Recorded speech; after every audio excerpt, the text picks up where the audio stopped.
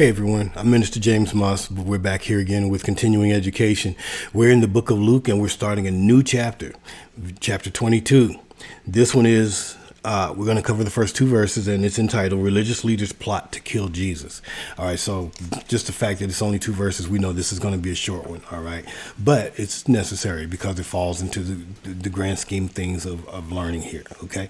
All right, so we're just going to get to it. Luke began the final section of his gospel with a short statement of the evil intentions of the chief priests and the teachers of religious law.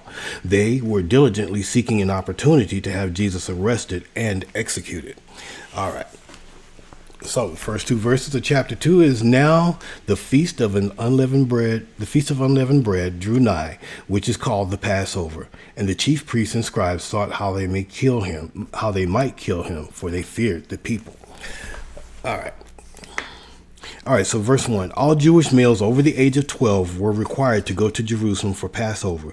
This would be followed by a 7-day Passover or a 7-day festival called the Festival of Unleavened Bread. For these festivals, Jews from all over the Roman Empire would converge on Jerusalem to celebrate one of the most important events in their history.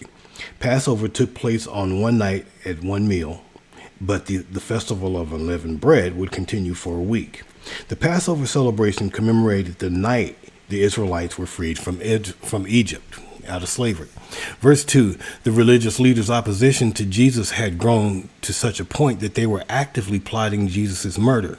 There is a certain irony in seeing these leaders celebrating the Exodus while plotting to kill one of their own at the same time. They had a problem. They greatly feared the people. Jesus was a popular teacher, and there were many Galileans in the city who would have rioted if Jesus had been taken captive. The religious leaders felt they had to kill him because of his growing popularity. All right, and so that covers where we see that the religious leaders are plotting to kill Jesus. And the thing is, they're worried about what people are going to say or do because they know, first of all, they're convicted in their hearts and their spirit that what they're doing is not right. But it's making them more uncomfortable. It's making the evilness of their nature more uncomfortable because Jesus is becoming more popular and Jesus is affecting more and more lives. And he's doing something that they had never been able to do, is reach the multitudes of people in this manner. And then on top of that, for him to come and refer to himself as Son of Man and the Son of God, and that he is God himself, or he's the law, he was the law of Moses, all these different things. They're like, no, nobody can be greater than us other than God, not realizing that they were actually saying that God couldn't be greater than them. But anyway, Jesus, we see that now we're getting closer to the Passion now because we're in the Feast of the Unleavened Bread that week.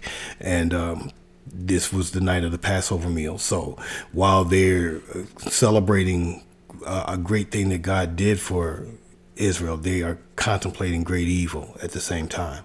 All right, until next time, God bless you. God keep you. And as I always say, continue to keep studying.